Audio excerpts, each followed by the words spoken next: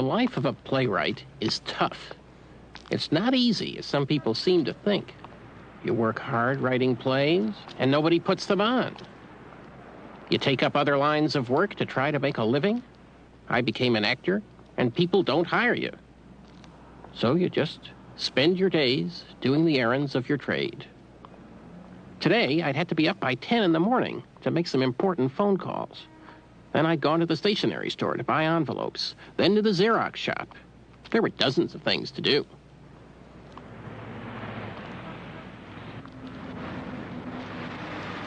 By 5 o'clock, I'd finally made it to the post office and mailed off several copies of my plays, meanwhile checking constantly with my answering service to see if my agent had called with any acting work. In the morning, the mailbox had just been stuffed with bills. What was I supposed to do? How was I supposed to pay them? After all, I was already doing my best. I've lived in this city all my life. I grew up on the Upper East Side, and when I was 10 years old, I was rich. I was an aristocrat, riding around in taxis, surrounded by comfort, and all I thought about was art and music. Now I'm 36, and all I think about is money.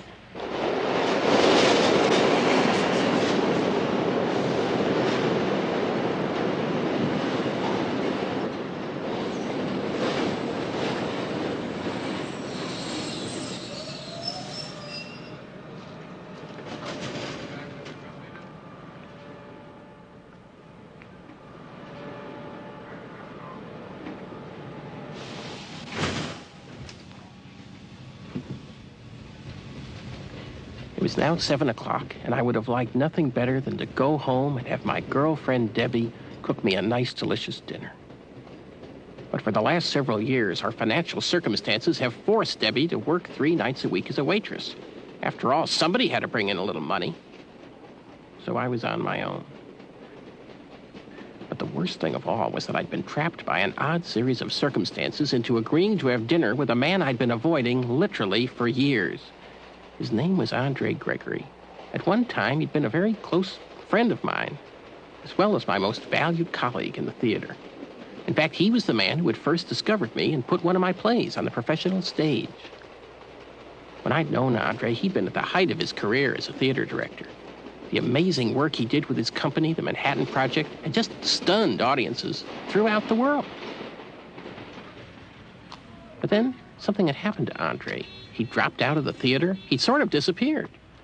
For months at a time, his family seemed only to know that he was traveling in some odd place like Tibet, which was really weird because he loved his wife and children. He never used to like to leave home at all. Or else you'd hear that someone had met him at a party and he'd been telling people that he talked with trees or something like that. Obviously, something terrible had happened to Andre.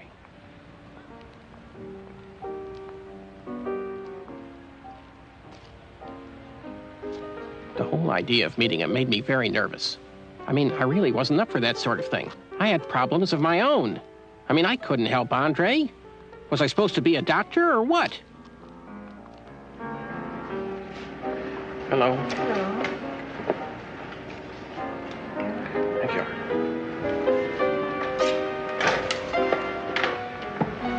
Yes, sir. Sir, my name is Wallace Shawn. I'm expected at the table of Andre Gregory. That table will be a moment, sir. If you like, you may have a drink at the bar.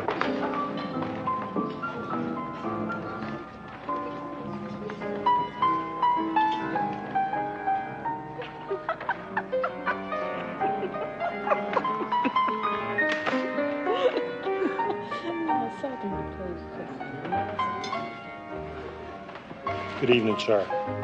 Could I have a club soda, please? I'm sorry, sir. We only serve sauce de pavillon. Oh, that'd be fine. Thank you.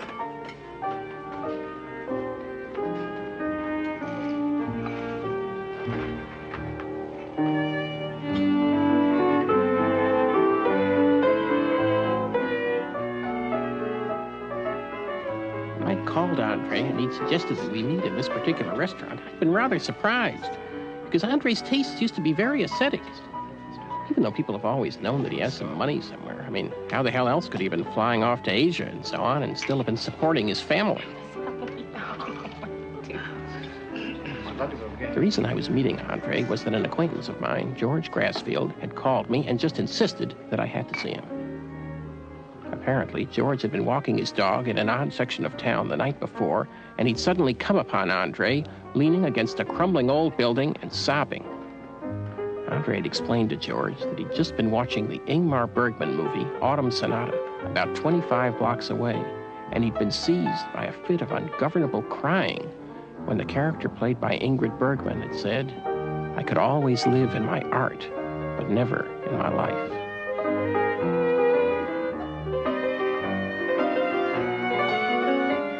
Wally!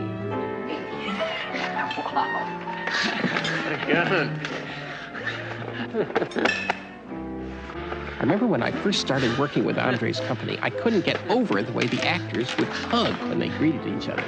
Wow, now I'm really in the theater, I thought. Wow, you look terrific. Wow, I feel terrible. Good evening, sir. Nice to see you again. Thank you. Good evening. I think I'll have a spritzer if I Yes, could. sir. Thank you. I was feeling incredibly nervous. I wasn't sure I could stick through an entire meal with him. So we talked about this and that. He told me a few things about Jerzy Grotowski, the great Polish theater director who was a friend and almost like a kind of a guru of Andre's. He'd also dropped out of the theater. Grotowski was a pretty unusual character himself. At one time, he'd been quite fat, and then he'd lost an incredible amount of weight and become very thin and grown a beard. Your table is ready. Oh. If you feel like sitting down. Yes. Thank you.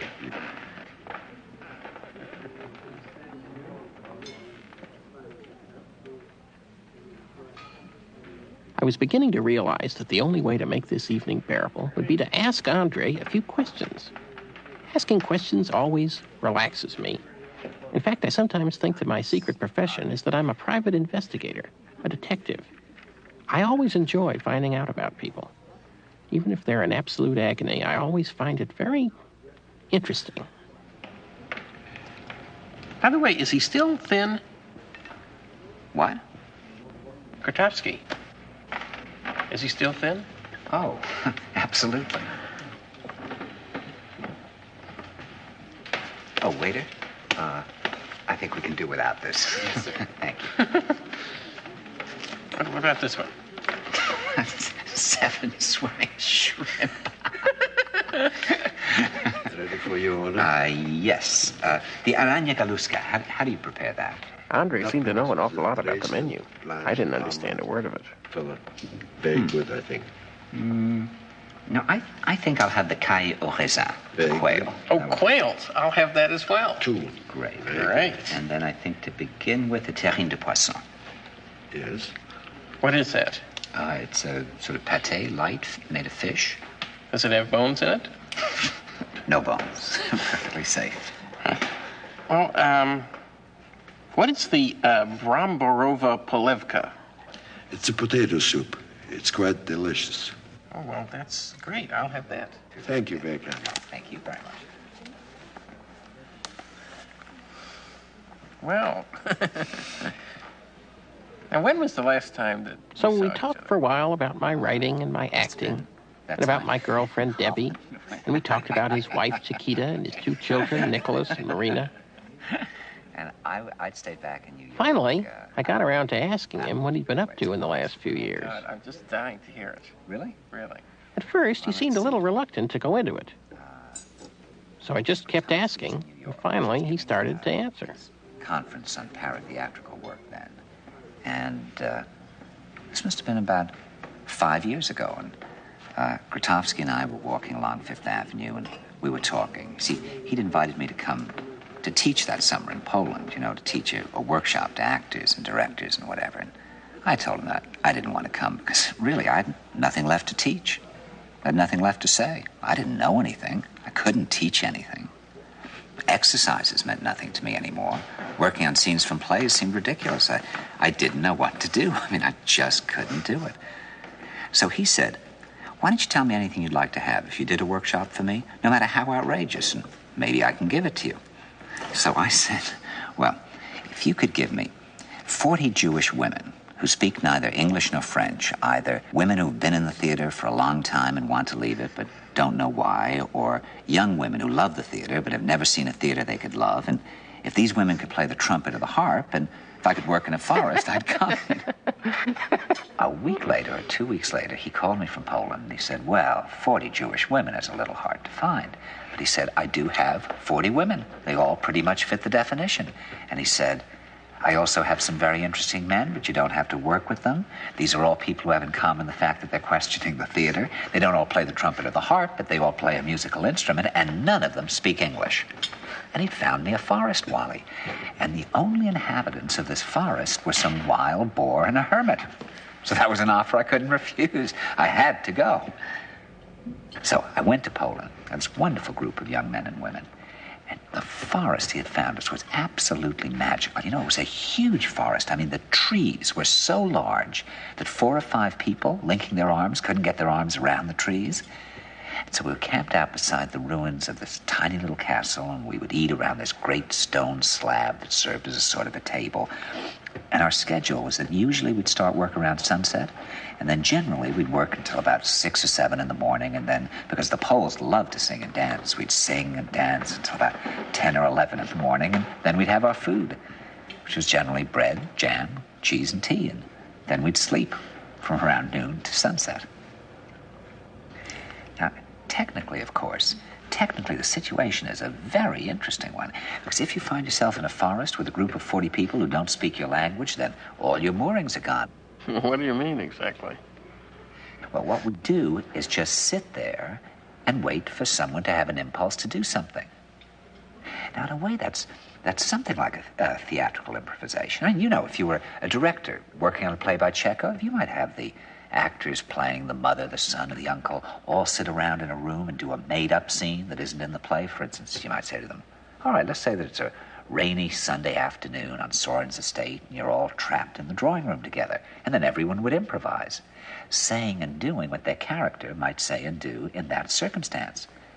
Except that in this type of improvisation, the kind we did in Poland, the theme is oneself. So you follow the same law of improvisation, which is that you do whatever your impulse as the character tells you to do.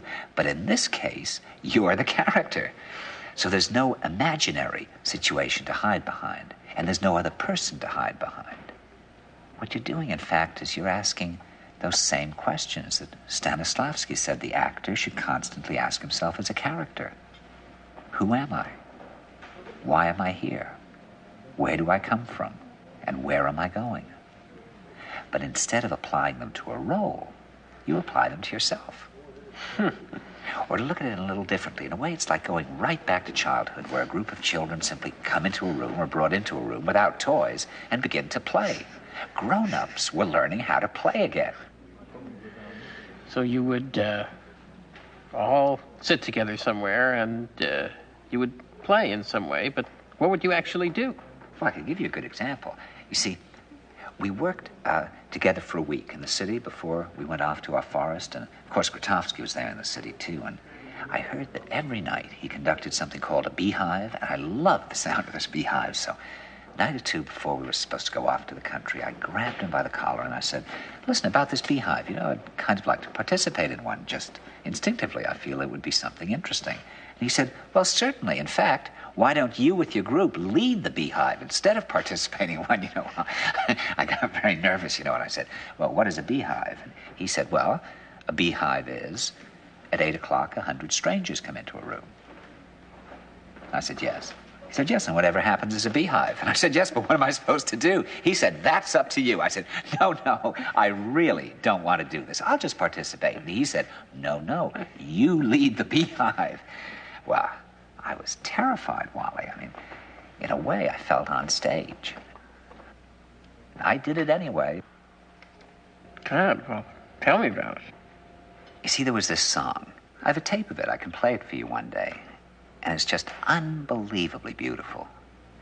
You see, one of the women in our group knew a few fragments of this song of St. Francis, and it's a song in which you thank God for your eyes, and you thank God for your heart, and you thank God for your friends, and you thank God for your life. And it repeats itself over and over again. And this became our theme song. I really must play this thing for you one day because you just can't believe that a group of people who don't know how to sing could create something so beautiful. So I decided that when the people arrived for the Beehive, that our group would already be there singing this very beautiful song and that we would simply sing it over and over again. One of the people decided to bring her very large teddy bear. You know, I was a little afraid of this event, and somebody wanted to bring a sheet, and somebody else wanted to bring a large bowl of water in case people got hot or thirsty, and somebody suggested that we have candles, that there be no artificial light, but candlelight. And I remember watching people preparing for this evening. Of course, there was no makeup and there were no costumes, but it was exactly the way that people prepare for a performance. You know, people were sort of taking off their jewelry and their watches and stowing it away and making sure it's all secure. And then slowly, people arrived, the way they would arrive at the theater, in 1s and 2s and 10s and 15s and what have you. And we were just sitting there and we were singing this very beautiful song, and people started to sit with us and started to learn the song. Now, there is, of course, as in any performance or improvisation, an instinct for when things are going to get boring. So at a certain point, although it may have taken an hour to get there, an hour and a half, I suddenly grabbed this teddy bear and threw it in the air, at which 140 or 30 people suddenly exploded. You know, it was like a Jackson Pollock painting. You know, human beings exploded out of this tight little circle that was singing the song, and before I knew it, there were two circles dancing, you know, one dancing clockwise, the other dancing counterclockwise, with this rhythm mostly from the waist down. In other words, like an American Indian dance with this thumping, persistent rhythm.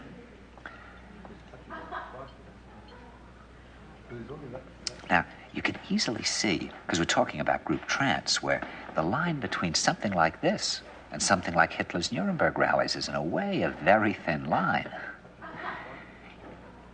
Anyway, after about an hour of this wild, hypnotic dancing, Grotowski and I found ourselves sitting opposite each other in the middle of this whole thing, and we threw the teddy bear back and forth. You know, on one level, you could say this is childish.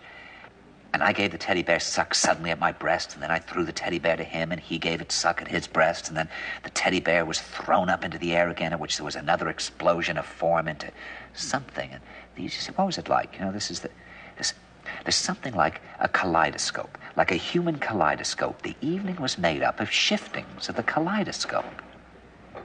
Now, the only other things that I remember, other than constantly trying to guide this thing, which was always involved with either movement, rhythm, repetition, or song, or chanting, because two people in my group had brought musical instruments, a flute and a drum, which of course are sacred instruments, was that sometimes the room would break up into 6 or 7 different things going on at once, you know, 6 or 7 different improvisations, all of which seemed in some way related to each other. It was like a magnificent cobweb. And at one point, I noticed that Grotowski was at the center of one group, huddled around a bunch of candles that they gathered together. And like a little child fascinated by fire, I saw that he had his hand right in the flame and was holding it there. And as I approached his group, I wondered if I could do it. I put my left hand in the flame, and I found I could hold it there for as long as I liked, and there was no burn and no pain. But when I tried to put my right hand in the flame, I couldn't hold it there for a second. So Grotowski said, if it burns, try to change some little thing in yourself. And I tried to do that. Didn't work. And then I remember a very, very beautiful procession with the sheet, and there was somebody being carried below the sheet. You know, the sheet was like some great biblical canopy, and the entire group was weaving around the room and chanting.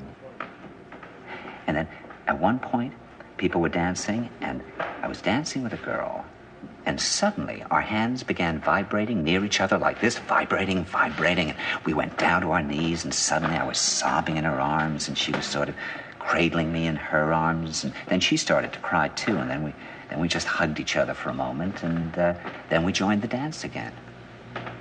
And then at a certain point, hours later, we returned to the singing of the Song of St. Francis, and that was the end of the Beehive. And then again, when it was over, it was just like the theater after a performance. You know, people sort of put on their earrings and their wristwatches, and we went off to the railroad station to drink a lot of beer and have a good dinner. Oh, and there was one girl who wasn't in our group, but who just wouldn't leave. So we took her along with us.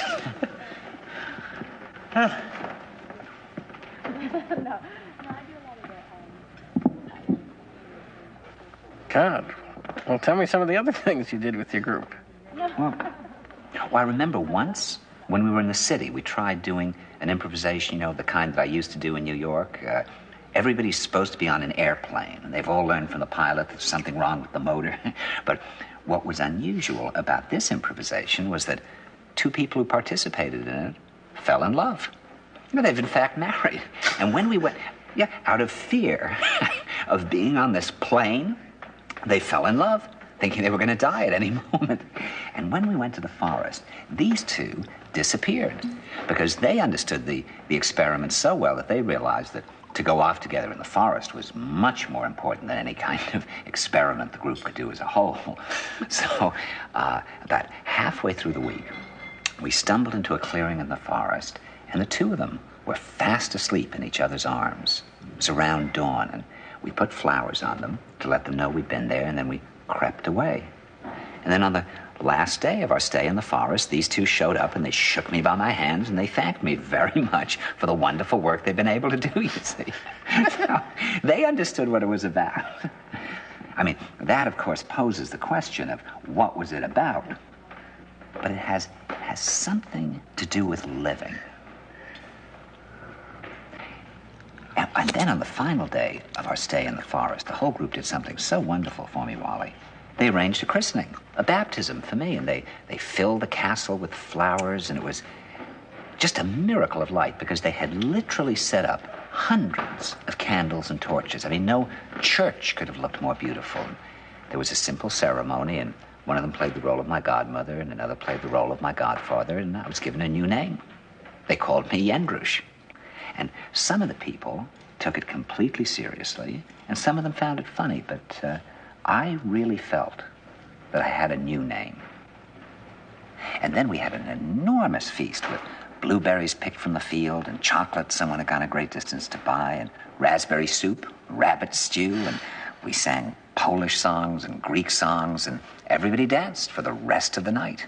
Well, I have a picture. See, this was, let's see. Oh, yeah, this was me in the forest. See? Got it.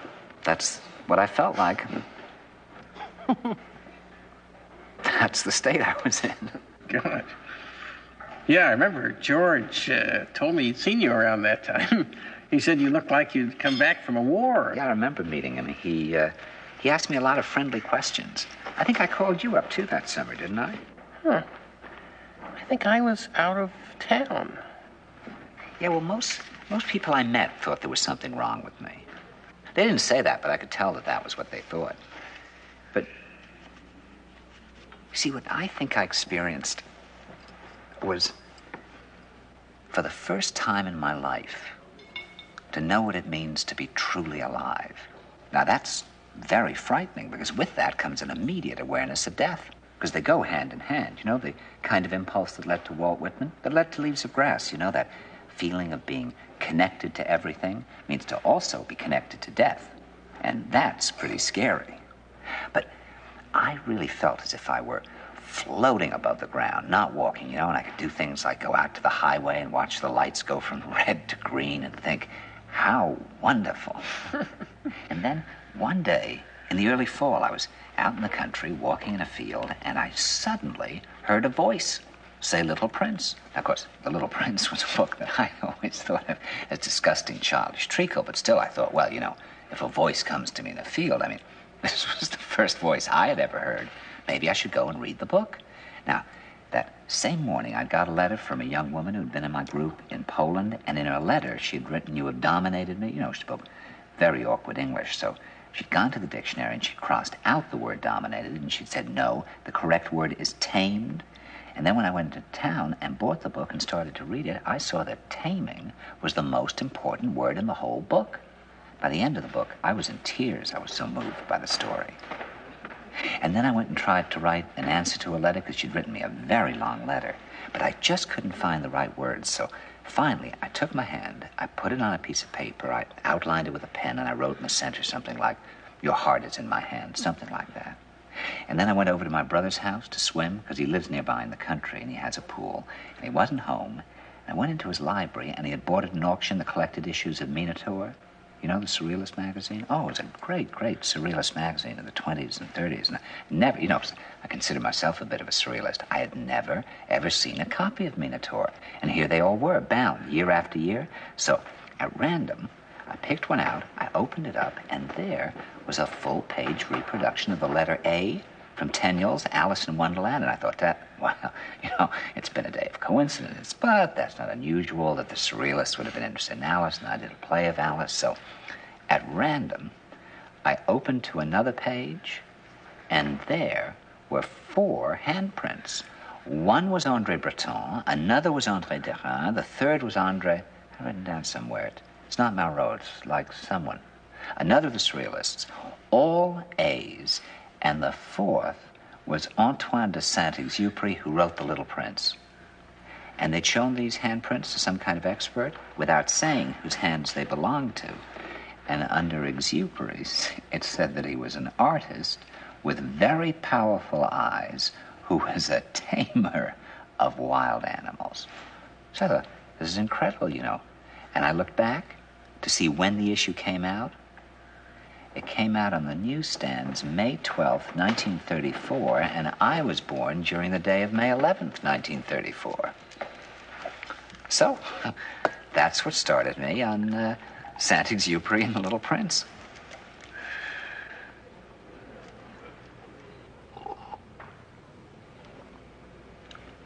Now, of course, today I think there's a very fascistic thing under The Little Prince. You know, I think there's a kind of, I think there's a kind of SS totalitarian sentimentality in there somewhere. You know, there's something, you know, that love of, well, that masculine love of a certain kind of oily muscle, you know what I mean? I can't quite put my finger on it, but I can just imagine some beautiful SS man loving The Little Prince. No, I don't know why, but there's something wrong with it. It stinks.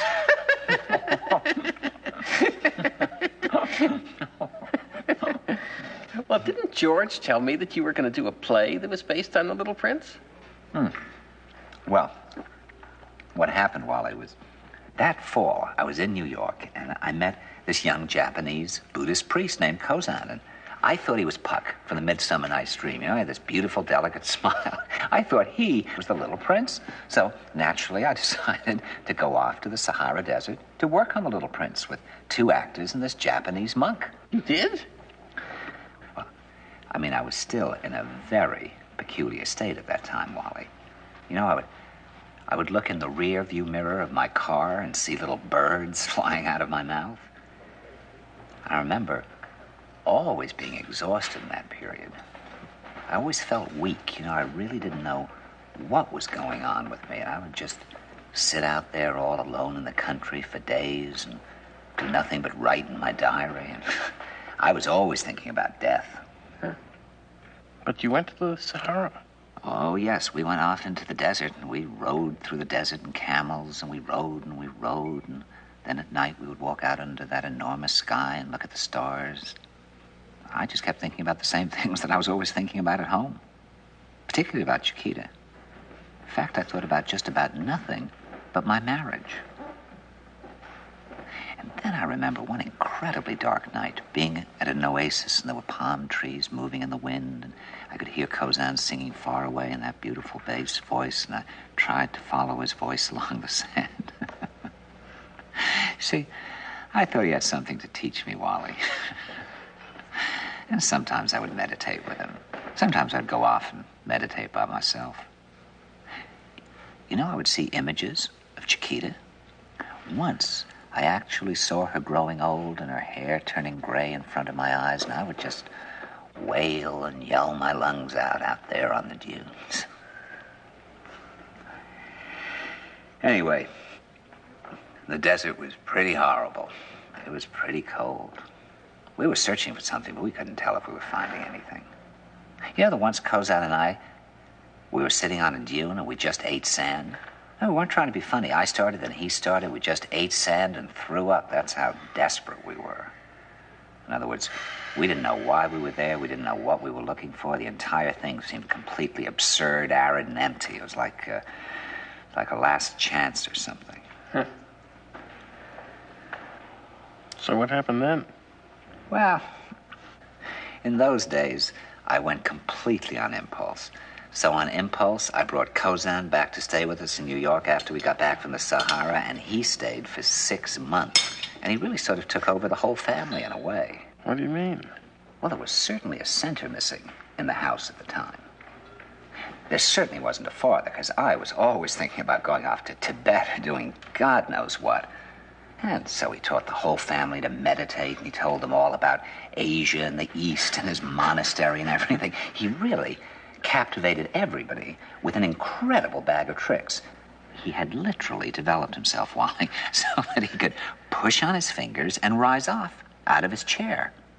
I mean, he could literally go like this, push on his fingers and go into like a headstand and just hold himself there with 2 fingers. Or if Chiquita would suddenly get a little tension in her neck, well, he'd immediately have her down on the floor. He'd be walking up and down on her back doing these unbelievable massages, And the children found him amazing. I mean, we'd visit friends who had children, and immediately he'd be playing with these children in a way that, we just can't do. I mean, those children just giggles about what this Japanese monk was doing in these holy robes. I mean, he was an acrobat, a ventriloquist, a magician, everything. The amazing thing was that I don't think he had any interest in children whatsoever. None at all. I don't think he liked them.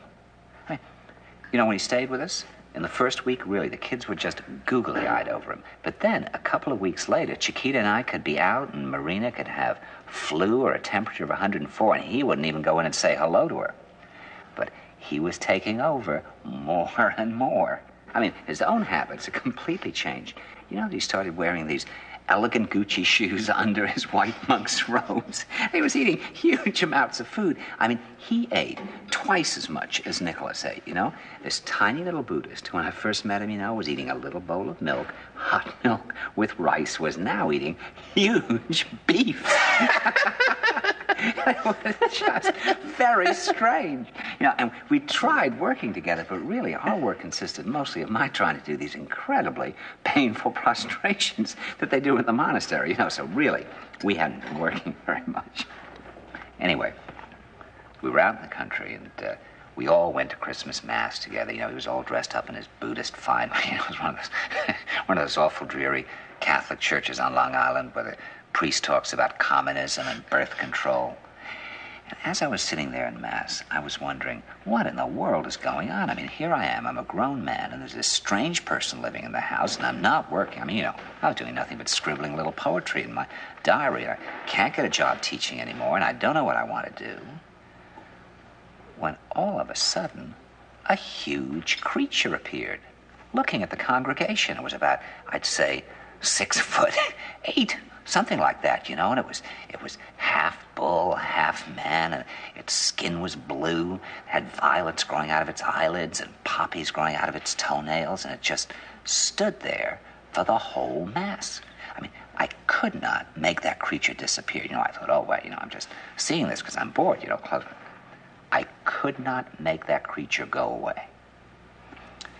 Okay, now, I didn't talk with people about it because they'd think I was weird, but I felt that this creature was somehow coming to comfort me, that somehow he was appearing to say, well, you may feel low, and you might not be able to create a play right now, but look what can come to you on Christmas Eve. Hang on, old friend. I may seem weird to you, but on these weird voyages, weird creatures appear. It's part of the journey. You're okay. Hang in there.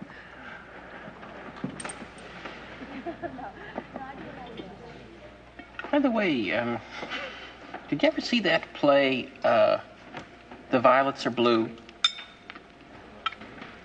No. Oh, when you mentioned the violets, it reminded me of that. It was about people being strangled on a submarine.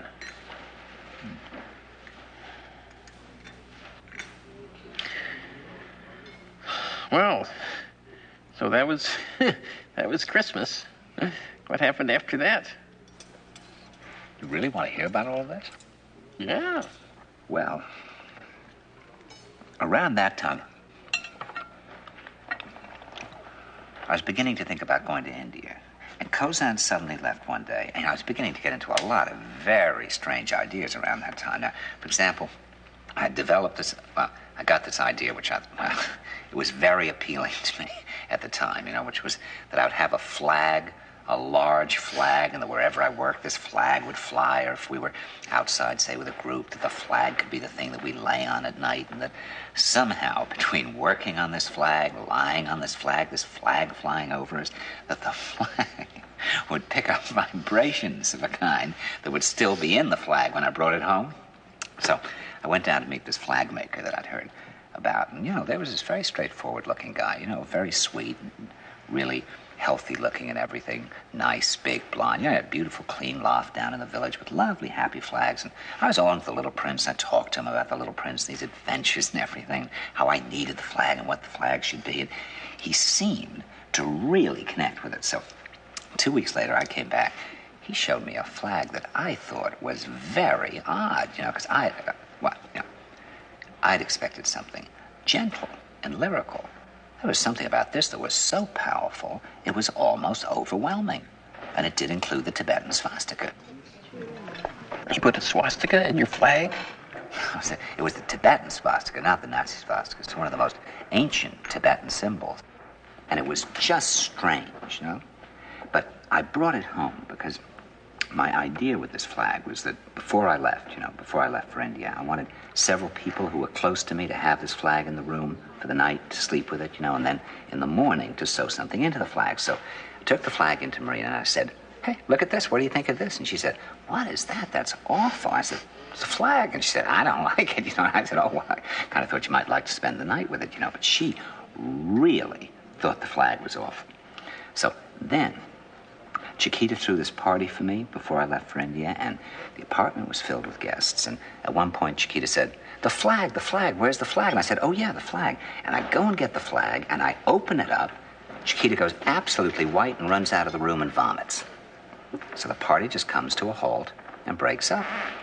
And then the next day, I gave it to this young woman who'd been in my group in Poland, who was now in New York. And I didn't tell her anything about any of this. At 5 o'clock in the morning, she called me up and she said, "I got to come and see you right away." And I thought, oh, God. And she came up and she said, I saw things around this flag. Now, I know you're stubborn and I know you want to take this thing with you, but if you'd follow my advice, you'd put it in a hole in the ground and burn it and cover it with earth because the devil's in it. Well, I never took the flag with me. In fact, I gave it to her, and she had a ceremony with it 6 months later in France with some friends in which they did burn it. It's really, really amazing. So, did you ever go to India? Oh, yes. I went to India in the spring, Wally, and I came back home feeling all wrong. I mean, I'd been to India, and I just felt like a tourist. I'd found nothing. So, I was spending the summer on Long Island with my family, and I heard about this community in Scotland called Findhorn, where people sang and talked and meditated with plants. And it was founded by several rather middle-class English and Scottish eccentrics, some of them intellectuals and some of them not. And I'd heard that they'd grown things in soil that supposedly nothing can grow in because it's almost beach soil, and they'd grown the largest cauliflowers in the world, and they're sort of cabbages, and they've grown trees that can't grow in the British Isles. So I went there. I mean, it is an amazing place, Wally. I mean, if there are insects bothering the plants, they will talk with the insects and, make an agreement by which they'll set aside a special patch of vegetables just for the insects, and then the insects will leave the main part alone. Things like that. And everything they do beautifully. I mean, the buildings just shine. I mean, for instance, the icebox, the stove, the car, they all have names.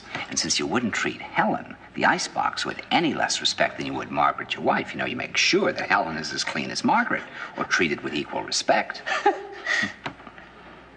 And when I was there, Wally, I remember being in the woods, and I would look at a leaf, and I would actually see that thing that is alive in that leaf.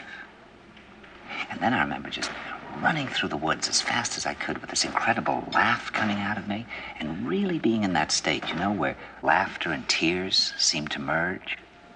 I mean, it absolutely blasted me open. When I came out of Findhorn, I was hallucinating nonstop. I was seeing clouds as creatures. The people on the airplane all had animals' faces. I mean, I was on a trip. You know, it was like being in a William Blake world suddenly. Things were exploding. So immediately, I went to Belgrade because I wanted to talk to Grotowski. And Grotowski and I got together at midnight in my hotel room, and we drank instant coffee out of the top of my shaving cream. And we talked from midnight until 11 the next morning. God, what did he say? Nothing. I talked. He didn't say a word. And then, I guess really, the last big experience of this kind took place that fall. It was out on Montauk on Long Island, and there were only about 9 of us involved, mostly men. And we borrowed Dick Avedon's property out at Montauk, and the country out there is like Heathcliff country. It's absolutely wild. What we wanted to do was we wanted to take All Souls Eve, Halloween, and use it as a point of departure for something. So each one of us prepared some sort of event for the others, somehow in the spirit of All Souls Eve. But the biggest event was 3 of the people kept disappearing in the middle of the night each night, and we knew they were preparing something big, but we didn't know what. And midnight on Halloween, under a dark moon above these cliffs, we were all told to gather at the topmost cliff and that we'd be taken somewhere, and we did. And we waited, and it was very, very cold. And then the 3 of them, Helen, Bill, and Fred, showed up wearing white, you know, something they'd made out of sheets. Looked a little spooky, not funny. And they took us into the basement of this house that had burned down on the property. And in this ruined basement, they had set up a table with benches they'd made. And on this table, they had laid out paper, pencils, wine, and glasses. And we were all asked to sit at the table and to make out our last will and testament, you know, to think about and write down whatever our last words were to the world or to somebody we were very close to. And that's quite a task. I must have been there for about an hour and a half or so, maybe 2. And then one at a time, they would ask one of us to come with them, and I was one of the last. And they came for me, and they put me a blindfold on me, and they ran me through these fields, 2 people. And they'd found a kind of potting shed, you know, a kind of shed on the grounds, a little tiny room that had once had tools in it. And they took me down the steps into this basement, and the room was just filled with harsh white light. Then they told me to get undressed and give them all my valuables. Then they put me on a table and they sponged me down. Well, you know, I just started flashing on death camps and secret police. I don't know what happened to the other people, but I just started to cry uncontrollably. Then they got me to my feet and they took photographs of me naked. And then naked, again blindfolded, I was run through these forests and we came to a kind of tent made of sheets with sheets on the ground. And there were all these naked bodies huddling together for warmth against the cold. Must have been left there for about an hour. And then again, one by one at a time, we were let out. The blindfold was put on, and I felt myself being lowered onto something like a stretcher. And the stretcher was carried a long way very slowly through these forests. And then I felt myself being lowered into the ground. They had, in fact, dug 6 graves 8 feet deep. And then I felt these pieces of wood being put on me. I mean, I cannot tell you, Wally, what I was going through. And then the stretcher was lowered into the grave, and then this wood was put on me, and then my valuables were put on me in my hands, and they'd taken, you know, a kind of sheet or canvas, and they'd stretched it about this much above my head, and then they shoveled dirt into the grave, so that I really had the feeling of being buried alive. And after being in the grave for about half an hour, I mean, I didn't know how long I'd be in there. I was resurrected, lifted out of the grave, blindfold taken off, and run through these fields, and we came to a great circle of fire with music and hot wine, and everyone danced until dawn. And then, at dawn, to the best of our ability, we filled up the graves and went back to New York. And that was really the last big event, I mean, that was the end. You know, I began to realize I just didn't want to do these things anymore, you know. I felt sort of becalmed, you know, like that chapter in Moby Dick where the wind goes out of the sails. And then last winter, without thinking about it very much, I went to see this agent I know to tell him I was interested in directing plays again. Actually, he seemed a little surprised to see that Rip Van Winkle was still alive.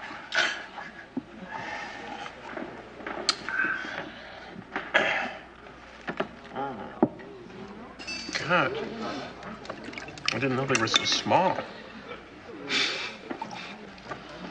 Well, you know, frankly, I'm sort of repelled by the whole story, if you really want to know. What? I mean, who did I think I was, you know? I mean, that's a story of some kind of spoiled princess. You know, who do I think I was? The Shah of Iran? You know, I really wonder if people such as myself are really not Albert Speer, Wally. You know? Hitler's architect, Albert Speer. What? No, I've been thinking a lot about him recently because I think I am Speer. And I think it's time that I was caught and tried the way he was. What are you talking about? Well, I mean, you know, he was a very cultivated man, an architect, an artist, you know, so he thought the ordinary rules of life didn't apply to him either. I mean, I really feel that everything I've done is horrific. Just horrific. My God, but why? You see, I've seen a lot of death in the last few years, Wally, and there's one thing that's for sure about death. You do it alone, you see. That seems quite certain, you see. That I've seen. That the people around your bed mean nothing. Your reviews mean nothing. Whatever it is, you do it alone. And so the question is, when I get on my deathbed, what kind of a person am I going to be? And I'm just very dubious about the kind of person who would have lived his life those last few years the way I did. Well, why should you feel that way? You see, I've had a very rough time in the last few months, Wally. 3 different people in my family were in the hospital at the same time. Then my mother died. Then Marina had something wrong with her back, and we were terribly worried about her, you know. So, I mean, I'm feeling very raw right now. I mean, I can't sleep. My nerves are shot. I mean, I'm affected by everything. You know, last week, I had this really nice director from Norway over for dinner. And he's someone I've known for years and years, and he's somebody that I think I'm quite fond of. And I was sitting there just thinking that he was a pompous, defensive, conservative stuffed shirt who was only interested in the theater. You know, he was talking and talking. You know, his mother had been a famous Norwegian comedian. I realized he had said, "I remember my mother," at least 400 times during the evening, and he was telling story after story about his mother, you know. I'd heard these stories 20 times in the past. He was drinking this whole bottle of bourbon very quietly. His laugh was so horrible, you know. I could hear his laugh. The pain in that laugh, the hollowness, you know, what being that woman's son had done to him, you know. So at a certain point, I just had to ask him to leave nicely, you know. I told him I had to get up early the next morning because it was so horrible. It was just as if he had died in my living room. And then, you know, then I went into the bathroom and cried because I felt I'd lost a friend. And then after he'd gone, I turned the television on, and there was this guy who just won the something, you know, some sports event, some kind of great big check and some kind of huge silver bottle. And you know, he couldn't stuff the check in the bottle, and he put the bottle in front of his nose and pretended it was his face. You know, he wasn't really listening to the guy who was interviewing him, but he was smiling malevolently at his friends. And I looked at that guy, and I thought, what a horrible, empty, manipulative rat. Then I thought, that guy is me. Then last night, actually, you know, it was our 20th wedding anniversary. I took Chiquita to see the show about Billie Holiday, and I looked at these show business people who know nothing about Billie Holiday. Nothing, you see, are really kind of, in a way, intellectual creeps. And I suddenly had this feeling, I mean, you know, I was just sitting there crying through most of the show. I suddenly had this feeling I was just as creepy as they were. And then my whole life had been a sham. And I didn't have the guts to be Billie Holiday either. I mean, I really feel that I'm just washed up, wiped out. I feel I've just squandered my life. Andre, now, how can you say something like that? I mean,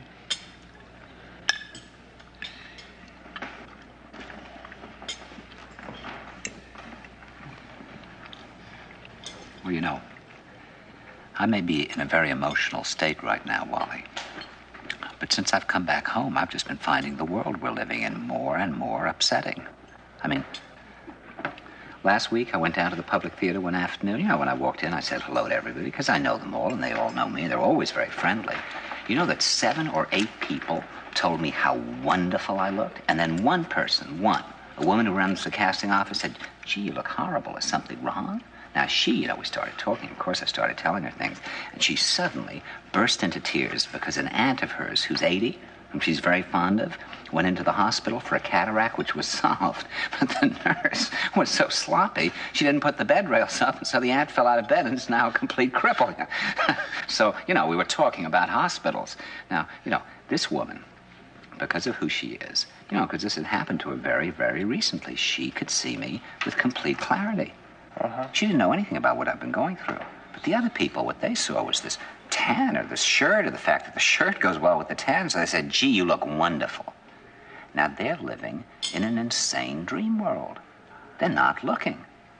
That seems very strange to me. Right. Because they just didn't see anything somehow, except the few little things that they wanted to see. Yeah, it's like what happened just before my mother died. We'd gone to the hospital to see my mother, and I went in to see her. And I saw this woman who looked as bad as any survivor of Auschwitz or Dachau. And I was out in the hall, sort of comforting my father, when a doctor, who was a specialist in a problem that she had with her arm, went into her room and came out just beaming. And he said, boy, don't we have a lot of reason to feel great. Isn't it wonderful how she's coming along? Now, all he saw was the arm. That's all he saw. Now, here's another person who's existing in a dream, who on top of that is a kind of butcher, who's committing a kind of familial murder, because when he comes out of that room, he psychically kills us by taking us into a dream world where we become confused and frightened. Because the moment before, we saw somebody who already looked dead, and now here comes a specialist who tells us they're in wonderful shape. They were literally driving my father crazy. Here's an 82-year-old man who's very emotional. And, if you go in one moment and you see the person's dying and you don't want them to die, and then a doctor comes out 5 minutes later and tells you they're in wonderful shape, you can go crazy. Yeah, I know what you mean. The doctor didn't see my mother. People at the public theater didn't see me. We're just walking around in some kind of fog. I think we're all in a trance.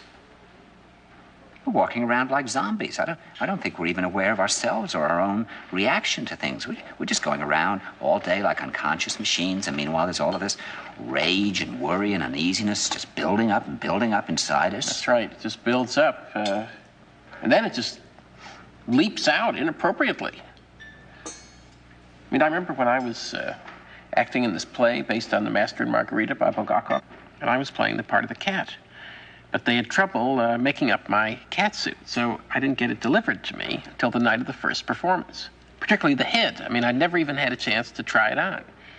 And about 4 of my fellow actors actually came up to me, and they said these things, which I just couldn't help thinking were attempts to destroy me. One of them said, oh, well, now, that head will totally change your hearing in the performance. You may hear everything completely differently, and it may be very upsetting.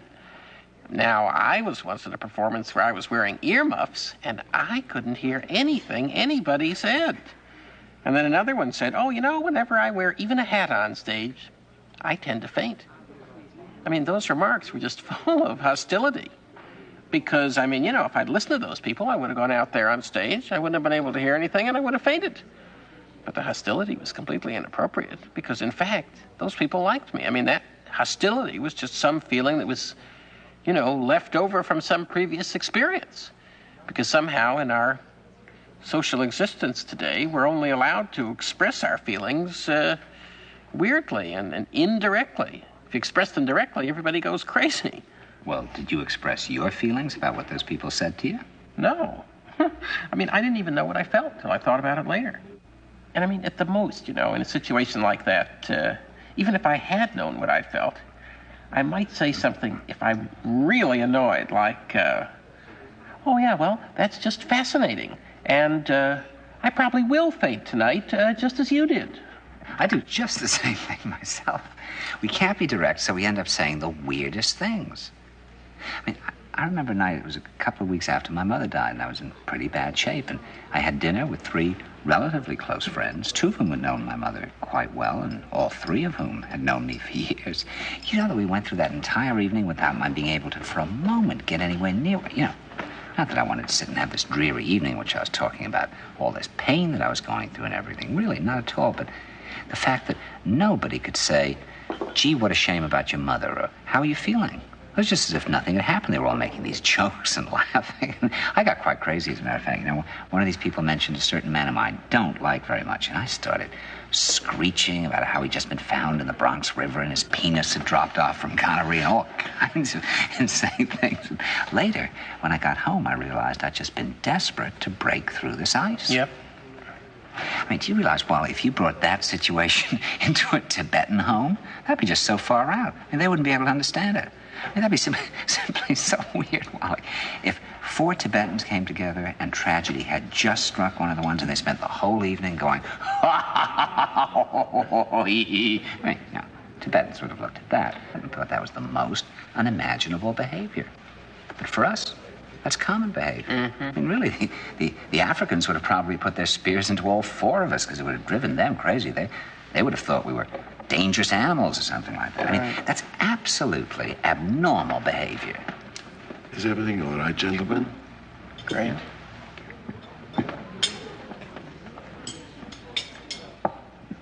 But those are typical evenings for us. I mean, we go to dinners and parties like that all the time. These evenings are really like sort of sickly dreams because people are talking in symbols.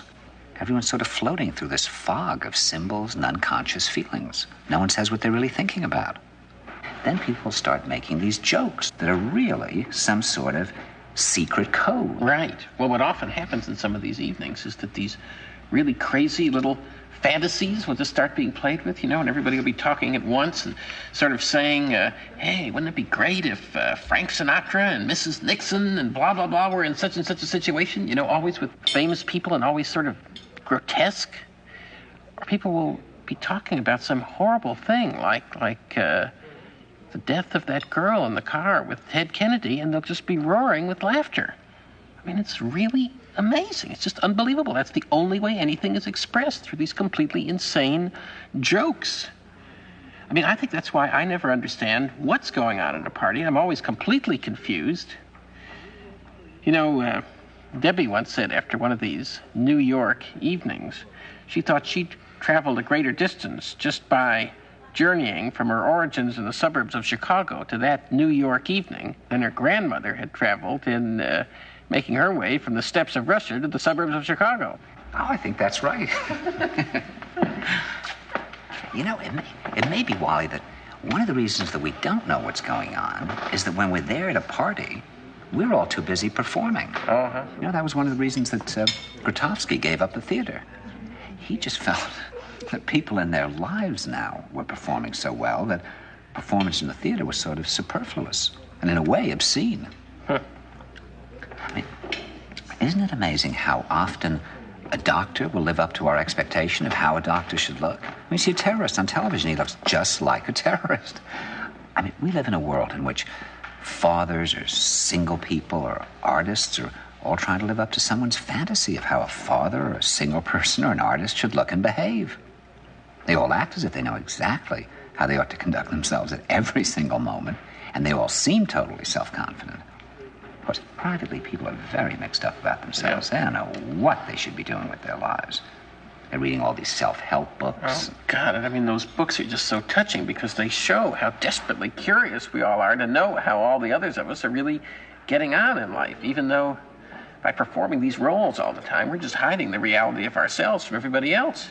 I mean, we live in such ludicrous ignorance of each other. I mean, we usually don't know the things we'd like to know, even about our supposedly closest friends. I mean, you know, suppose you're going through some kind of hell in your own life. Well, you would love to know if your friends have experienced similar things, but we just don't dare to ask each other. No, it'd be like asking your friend to drop his role. I mean, we just put no value at all on perceiving reality. I mean, on the contrary, this incredible emphasis that we all place now on our so-called careers automatically makes perceiving reality a very low priority. Because if your life is organized around trying to be successful in a career, well, it just doesn't matter what you perceive or what you experience. You can really sort of shut your mind off for years ahead in a way. You can sort of turn on the automatic pilot. You know, just the way your mother's doctor had on his automatic pilot when he went in and he looked at the arm and he totally failed to perceive anything else. Right. Our minds are just focused on these goals and plans, which in themselves are not reality. No. Goals and plans are not, I mean, they're fantasy. They're part of a dream life. I mean, you know, it always just does seem so ridiculous somehow that everybody has to have his little goal in life. I mean, it's so absurd in a way. I mean, when you consider that it doesn't matter which one it is. Right. And because people's concentration is on their goals, in their life they just live each moment by habit. Really like the Norwegian telling the same stories over and over again. Life becomes habitual. And it is today. I mean, very few things happen now, like that moment when Marlon Brando sent the Indian woman to accept the Oscar and everything went haywire. Things just very rarely go haywire now. And if you're just operating by habit, then you're not really living. You know, in Sanskrit, the root of the verb to be is the same as to grow or to make grow. Huh. Do you know about Rock? Huh? Oh, Rock was a wonderful man. He was one of the founders of Findhorn. And he was one of Scotland, well, he was Scotland's greatest mathematician, and he was one of the century's great mathematicians. And he prided himself on the fact that he had no fantasy life, no dream life, nothing to stand, no imaginary life, nothing to stand between him and the direct perception of mathematics. And one day when he was in his mid-50s, he was walking in the gardens of Edinburgh, and he saw a fawn. The fawn was very surprised because fawns have always been able to see people, but, you know, very few people ever see them. And, you know, those little imaginary creatures, not a deer. Oh. Call them fawns, don't you? Well, I thought a fawn was a baby deer. Yeah, well, there's a deer that's called a fawn, but these are like those little Oh, the kind that Debussy... Right. Well, so he got to know the fawn, and then he got to know other fawns, and a series of conversations began, and more fawns would come out every afternoon to meet him, and he'd have talks with the fawns. And then one day after a while, when, you know, they'd really gotten to know him, they asked him if he would like to meet Pan, because Pan would like to meet him. But, of course, Pan was afraid of terrifying him because he knew of the Christian misconception which portrayed Pan as an evil creature, which he's not. But Rock said he would love to meet Pan, and so they met, and Pan indirectly sent him on his way on a journey in which he met the other people who began Findhorn. But Rock used to practice certain exercises like, for instance, if he were right-handed, all today he would do everything with his left hand. All day, eating, writing, everything, opening doors, in order to break the habits of living. Because the great danger he felt for him was to fall into a trance out of habit. He had a whole series of very simple exercises that he had invented just to keep seeing, feeling, remembering. Because you have to learn now. It didn't used to be necessary, but today you have to learn something like, are you really hungry, or are you just stuffing your face? Because that's what you do out of habit. I mean, you can afford to do it, so you do it, whether you're hungry or not. You know, if you go to the Buddhist meditation center, they make you taste each bite of your food, so it takes 2 hours. It's horrible to eat your lunch, but you're conscious of the taste of your food. If you're just eating out of habit, then you don't taste the food, and you're not conscious of the reality of what's happening to you. You enter the dream world again. Now, do you think maybe we live in this dream world because we do so many things every day that affect us in ways that somehow we're just not aware of?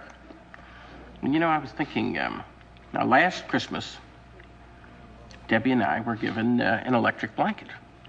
And I can tell you that it is just such a marvelous advance over our old way of life, and it is just great. But it is quite different from not having an electric blanket. And I sometimes sort of wonder, well, what is it doing to me? I mean, I sort of feel I'm not sleeping quite in the same way. No, you wouldn't be. I mean, and my dreams are sort of different. And I feel a little bit different when I get up in the morning. I wouldn't put an electric blanket on for anything. First, I'd be worried I might get electrocuted. No, I don't trust technology. But I mean, the main thing, Wally, is that I think that that kind of comfort just separates you from reality in a very direct way. You mean? I mean, if you don't have that electric blanket and your apartment is cold and you need to put on another blanket or go into the closet and pile up coats on top of the blanket you have, well, then you know it's cold. And that sets up a link of things. You have compassion for the well, is the person next to you cold? Are there other people in the world who are cold? What a cold night. I like the cold. My God, I never realized. I don't want a blanket. It's fun being cold. I can snuggle up against you even more because it's cold. All sorts of things occur to you. Turn on that electric blanket and it's like taking a tranquilizer. It's like being lobotomized by watching television. I think you enter the dream world again. I mean, what does it do to us, Wally, living in an environment where something as massive as the seasons or winter or cold don't in any way affect us? I mean, we're animals after all. I mean, what does that mean? I think that means that instead of living under the sun and the moon and the sky and the stars, we're living in a fantasy world of our own making. Yeah, but I mean, I would never give up my electric blanket, Andre. I mean, because New York is cold in the winter. I mean, our apartment is cold. It's a difficult environment. I mean, our lives are tough enough as it is. I'm not looking for ways to get rid of the few things that provide relief and comfort. I mean, on the contrary, I'm looking for more comfort because the world is very abrasive. I mean, I'm trying to protect myself because really there are these abrasive beatings to be avoided everywhere you look. Yeah, but Wally, don't you see that comfort can be dangerous? I mean, you like to be comfortable and I like to be comfortable too, but comfort can lull you into a dangerous tranquility. I mean, my mother knew a woman, Lady Hatfield, who was one of the richest women in the world, and she died of starvation because all she would eat was chicken. I mean, she just liked chicken, Wally, and that was all she would eat. And actually, her body was starving, but she didn't know it because she was quite happy eating her chicken, and so she finally died. See, I honestly believe that we're all like Lady Hatfield now. We're having a lovely, comfortable time with our electric blankets and our chicken, and meanwhile we're starving because we're so cut off from contact with reality that we're not getting any real sustenance. Because we don't see the world. We don't see ourselves. We don't see how our actions affect other people. Have you read Martin Buber's book on Hasidism? No. Oh, well, here's a view of life. He talks about the belief of the Hasidic Jews that there are spirits chained in everything. There are spirits chained in you. There are spirits chained in me. There are spirits chained in this table. And that prayer is the action of liberating these enchained embryo-like spirits, and that every action of ours in life, whether it's doing business or making love or having dinner together, whatever, that every action of ours should be a prayer, a sacrament in the world. Now, do you think we're living like that? Why do you think we're not living like that? I think it's because if we allowed ourselves to see what we do every day, we might just find it too nauseating. I mean, the way we treat other people. I mean, you know, every day, several times a day, I walk into my apartment building. The doorman calls me Mr. Gregory, and I call him Jimmy. Already, what's the difference between that and the southern plantation owner who's got slaves? See, I think that an act of murder is committed in that moment when I walk into that building. You know, because here's a dignified, intelligent man, a man of my own age, and when I call him Jimmy, then he becomes a child, and I'm an adult because I can buy my way into the building. Right, that's right. I mean, my God, when I was a Latin teacher, I mean, people used to treat me, I mean, you know, if I would go to a party of professional or literary people, I mean, I was just treated, in the nicest sense of the word, like a dog. I mean, in other words, there was no question of my being able to participate on an equal basis in the conversation with people. I mean, you know, I'd occasionally have conversations with people, but then when they asked what I did, which would always happen after about 5 minutes, you know, their faces, I mean, even if they were enjoying the conversation or they were flirting with me or whatever it was, you know, their faces would just have that expression, just like the portcullis crashing down, you know, those medieval gates. They would just walk away. I mean, I literally lived like a dog.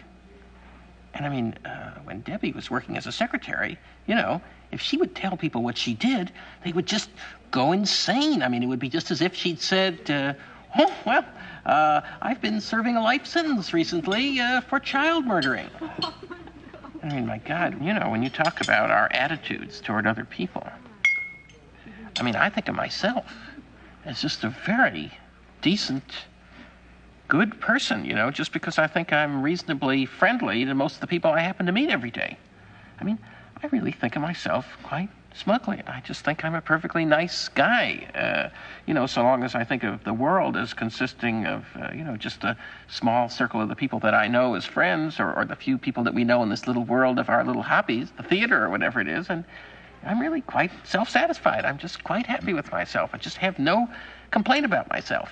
I mean, you know, let's face it. I mean, there's a whole enormous world out there that I just don't ever think about. And I certainly don't take responsibility for how I've lived in that world. I mean, you know, if I were actually to sort of confront the fact that I'm sort of sharing this stage with the starving person in Africa somewhere, well, I wouldn't feel so great about myself. So naturally, I just blot all those people right out of my perception. So, of course, I'm ignoring a whole section of the real world. But frankly, you know, when I write a play, in a way, one of the things I guess I think I'm trying to do is I'm trying to bring myself up against some little bits of reality. And I'm trying to share that with an audience. I mean, of course, we all know the theater is in terrible shape today. I mean, at least a few years ago, people who really cared about the theater used to say the theater is dead. And now everybody's redefined the theater in such a trivial way that, I mean, God, I know people who were involved with the theater who go to see things now that, I mean, a few years ago, these same people would have just been embarrassed to have even seen some of these plays. I mean, they would have just shrunk, you know, just in horror at the superficiality of these things. But now they say, oh, that was pretty good. It's just incredible. And I really just find that attitude unbearable because I really do think the theater can do something very important. I mean, I do think the theater can help bring people in contact with reality. Now, you may not feel that at all. I mean, you may just find that totally absurd. Yeah, but Wally, don't you see the dilemma? You're not taking into account the period we're living in. I mean, of course that's what the theater should do. I mean, I've always felt that. You know, when I was a young director and I directed the Bacchae at Yale, my impulse when Pentheus has been killed by his mother and the Furies, and they pull the tree back and they tie him to the tree and fling him into the air, and he flies through space and he's killed, and they rip him to shreds and I guess cut off his head. My impulse was that the thing to do was to get a head from the New Haven morgue and pass it around the audience. Now, I wanted Agawe to bring on a real head, and that this head should be passed around the audience so that somehow people realized that this stuff was real, see, that it was real stuff. Now, the actress playing Agawe absolutely refused to do it. You know, Gordon Craig used to talk about, why is there gold or silver in the churches or something, the great cathedrals, when actors could be wearing gold and silver? And I mean, people who saw Eleonora Duse in the last couple of years of her life, Wally, people said that it was like seeing light on stage or mist or the essence of something. I mean, then when you think about Bertolt Brecht, he somehow created a theater in which people could observe, that was vastly entertaining and exciting, but in which the excitement didn't overwhelm you. He somehow allowed you the distance between the play and yourself that, in fact, two human beings need in order to live together. You know, the question is whether the theater now can do for an audience what Brecht tried to do or what Craig or Duse tried to do. Can it do it now? You see, I think that people today are so deeply asleep that unless, you know, you're putting on those sort of superficial plays that just help your audience to sleep more comfortably, it's very hard to know what to do in the theater. Because you see, I think that if you put on serious contemporary plays by writers like yourself, you may only be helping to deaden the audience in a different way. What do you mean? Well, I mean, Wally, how does it affect an audience to put on one of these plays in which you show that people are totally isolated now and they can't reach each other and their lives are desperate? Or how does it affect them to see a play that shows that our world is full of nothing but shocking sexual events and terror and violence? Does that help to wake up a sleeping audience? See, I don't think so. Because I think it's very likely that the picture of the world that you're showing them in a play like that is exactly the picture of the world they have already. I mean, you know, they know their own lives and relationships are difficult and painful. And if they watch the evening news on television, well, there what they see is a terrifying, chaotic universe full of rapes and murders and hands cut off by subway cars and children pushing their parents out of windows. So the play tells them that their impression of the world is correct and that there's absolutely no way out. There's nothing they can do. And they end up feeling passive and impotent. I mean, look at something like that christening that my group arranged for me in the forest in Poland. Well, there was an example of something that really had all the elements of theater. It was worked on carefully, it was thought about carefully, it was done with exquisite taste and magic, and they, in fact, created something. Which in this case was, in a way, just for an audience of one, just for me. But they created something that had ritual, love, surprise, denouement, beginning, middle, and end, and was an incredibly beautiful piece of theater. And the impact that it had on its audience on me was somehow a totally positive one. It didn't deaden me, it brought me to life. Yeah, but I mean, are you saying that it's impossible? Isn't it a little upsetting to come to the conclusion that there's no way to wake people up anymore except to involve them in some kind of a strange christening in Poland, or some kind of a strange experience on top of Mount Everest? Because, the awful thing is that if you really say that it's necessary to take everybody to Everest, it's really tough, because everybody can't be taken to Everest. I mean, there must have been periods in history when it would have been possible to save the patient through less drastic measures. I mean, there must have been periods when, in order to give people a strong or a meaningful experience, you wouldn't actually have to take them to Everest. But you do now. In some way or other, you do now. I mean, there was a time when you could have just, for instance, written, Sense and Sensibility by Jane Austen, and I'm sure the people who read it had a pretty strong experience. I'm sure they did. I mean, all right, now you're saying that people today wouldn't get it. Maybe that's true, but isn't there any kind of writing or any kind of a play that, isn't it still legitimate for writers to try to portray reality so that people can see it? Really, tell me, why do we require a trip to Mount Everest in order to be able to perceive one moment of reality? Is Mount Everest more real than New York? Isn't New York real?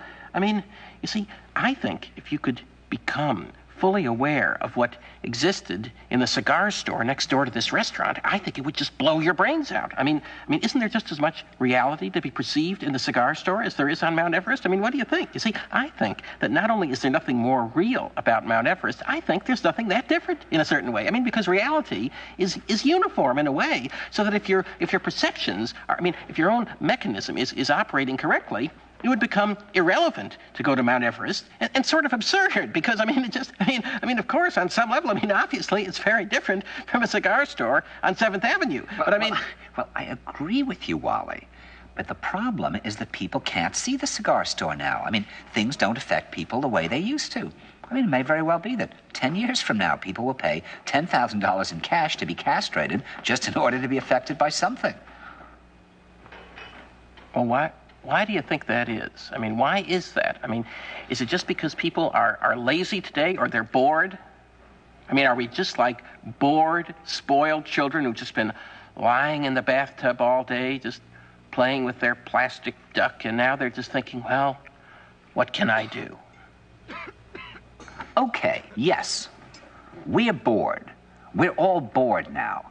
But has it ever occurred to you, Wally, that the process that creates this boredom that we see in the world now may very well be a self-perpetuating, unconscious form of brainwashing created by a world totalitarian government based on money, and that all of this is much more dangerous than one thinks, and it's not just a question of individual survival, Wally, but that somebody who's bored is asleep, and somebody who's asleep will not say no?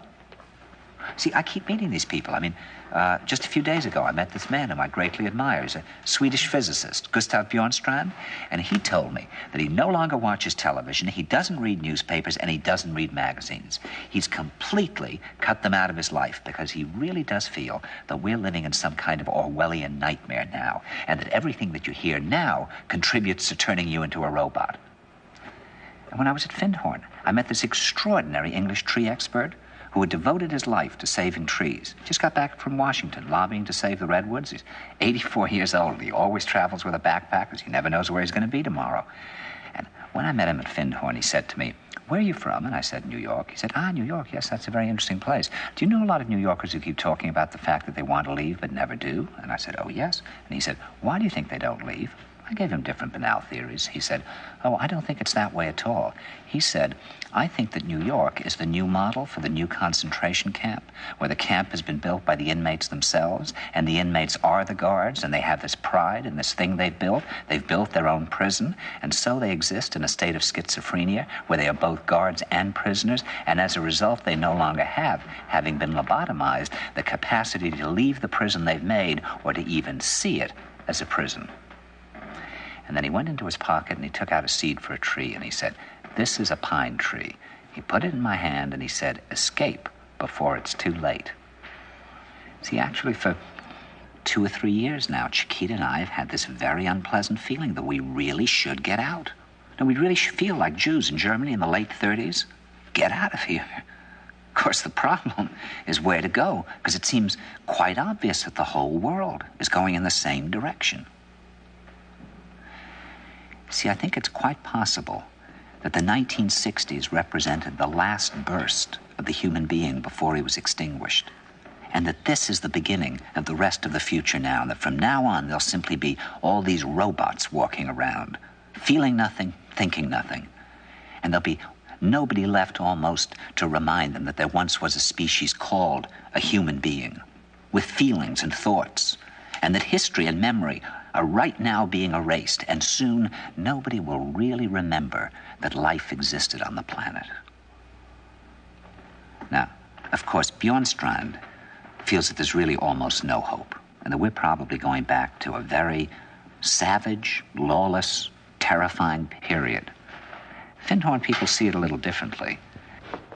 They're feeling that there'll be these pockets of light springing up in different parts of the world, and that these will be, in a way, invisible planets on this planet. And that as we, or the world, grow colder, we can take invisible space journeys to these different planets, refuel for what it is we need to do on the planet itself, and come back. And it's their feeling that there have to be centers now where people can come and reconstruct a new future for the world. And when I was talking to Gustav Bjornstrand, he was saying that actually these centers are growing up everywhere now. And that what they're trying to do, which is what Findhorn was trying to do, and in a way, what I was trying to do. I mean, these things can't be given names, but in a way, these are all attempts at creating a new kind of school or a new kind of monastery. And Bjornstrand talks about the concept of reserves, islands of safety, where history can be remembered and the human being can continue to function in order to maintain the species through a dark age. In other words, we're talking about an underground, which did exist in a different way during the Dark Ages among the mystical orders of the Church. And the purpose of this underground is to find out how to preserve the light, life, the culture, how to keep things living. You see, I keep thinking that what we need is a new language, a language of the heart, languages in the Polish forest where language wasn't needed. Some kind of language between people that is a new kind of poetry. That's the poetry of the dancing bee that tells us where the honey is. And I think that in order to create that language, you're going to have to learn how you can go through a looking glass into another kind of perception where you have that sense of being united to all things, and suddenly you understand everything.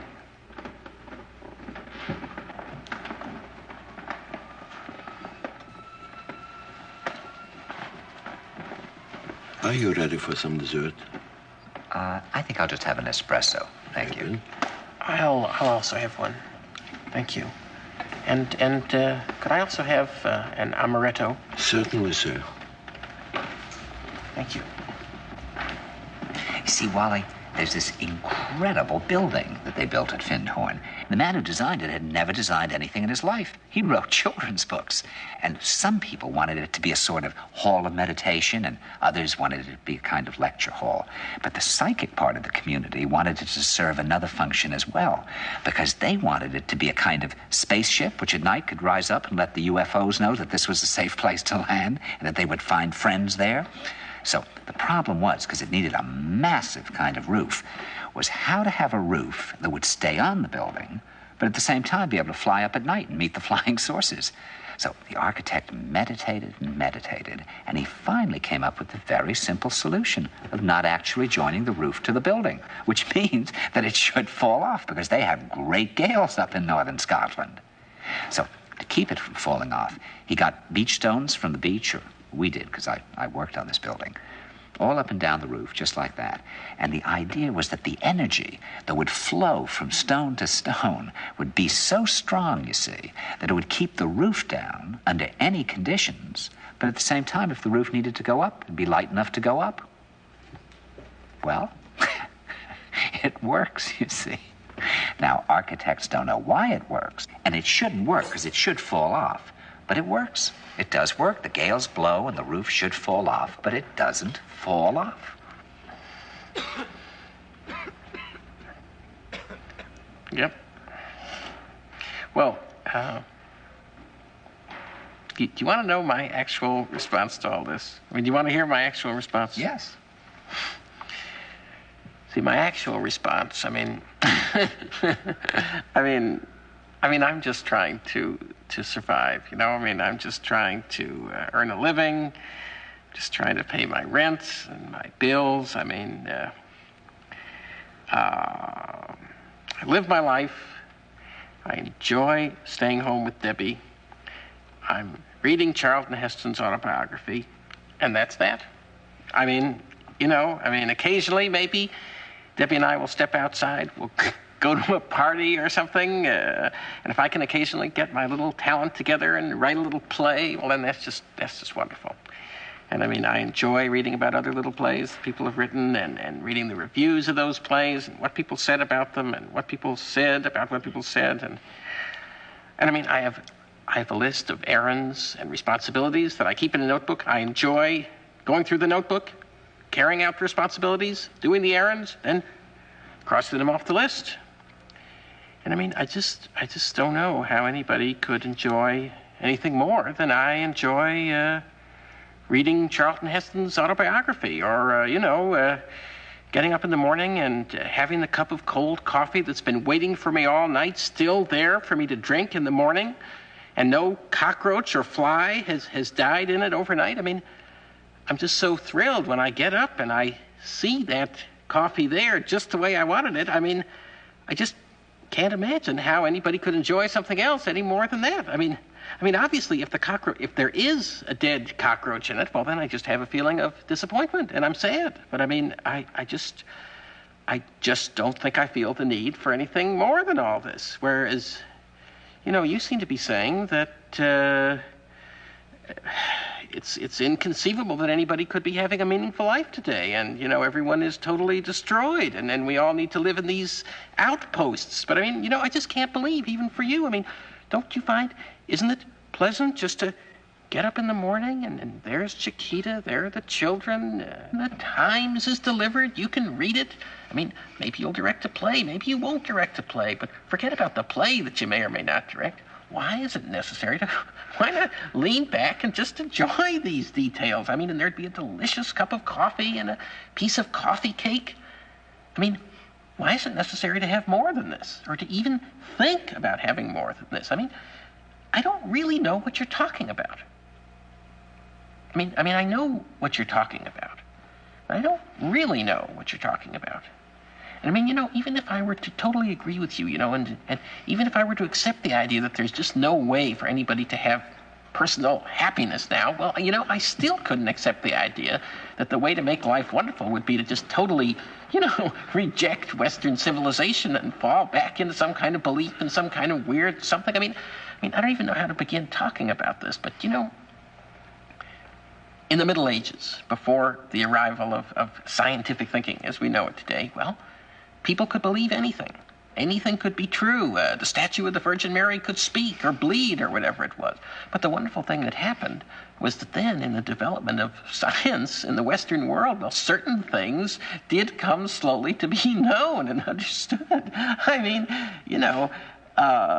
obviously all ideas in science are constantly being revised. I mean, that's the whole point. But we do at least know that the universe has some shape and order, and that, trees do not turn into people or goddesses. And there are very good reasons why they don't, and you can't just believe absolutely anything. Whereas the things that you're talking about, I mean, you found the handprint in the book, and there were 3 Andres and 1 Antoine de Saint-Exupéry, and to me that is a coincidence. But and then the people who put that book together, well, they had their own reasons for putting it together. But to you it was significant, as if that book had been written 40 years ago so that you would see it, as if it was planned for you in a way. Really, all right, let's say, if I get a fortune cookie in a Chinese restaurant, of course, even I have a tendency, of course, I would hardly throw it out. I read it, and I just instinctively sort of, if it says something like conversation with a dark-haired man will be very important for you, well, I just instinctively think, who do I know who has dark hair? Did we have a conversation? What did we talk about? In other words, there's something in me that makes me read it, and I instinctively interpret it as if it were an omen of the future, but in my conscious opinion, which is so fundamental to my whole view of life, I would just have to change totally to not have this opinion. In my conscious opinion, this is simply something that was written in the cookie factory several years ago, and in no way refers to me. The fact that I got it, the man who wrote it did not know anything about me. He could not have known anything about me. There's no way that this cookie could actually have to do with me, and the fact that I've gotten it is just basically a joke. And if I were going to go on a trip on an airplane, and I got a fortune cookie that said, don't go, of course, I admit I might feel a bit nervous for about 1 second, but in fact, I would go, because, that trip is going to be successful or unsuccessful based on the state of the airplane and the state of the pilot, and the cookie is in no position to know about that. And it's the same with any kind of prophecy or a sign or an omen, because if you believe in omens, then that means that the universe, I don't even know how to begin to describe this. That means that the future is somehow sending messages backwards to the present, which means that the future must exist in some sense already in order to be able to send these messages. And it also means that things in the universe are there for a purpose, to give us messages, whereas I think that things in the universe are just there. They don't mean anything. If the turtle's egg falls out of the tree and splashes on the paving stones, it's just because that turtle was clumsy by accident. And to decide whether to send my ships off to war on the basis of that seems a big mistake to me. Well, what information would you send your ships to war on? Because if it's all meaningless, what's the difference whether you accept the fortune cookie or the statistics of the Ford Foundation? Doesn't seem to matter. Well, the meaningless fact of the fortune cookie or the turtle's egg can't possibly have any relevance to the subject you're analyzing. Whereas a group of meaningless facts that are collected and interpreted in a scientific way may quite possibly be relevant. Because the wonderful thing about scientific theories about things is that they're based on experiments that can be repeated.